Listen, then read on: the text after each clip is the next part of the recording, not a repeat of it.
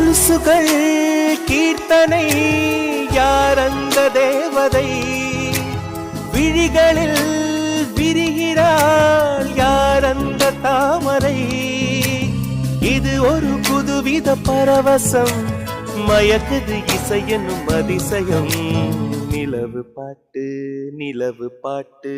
ஓர் நாள் கேட்டேன் மூங்கில் காட்டில் நாளும் படித்தேன்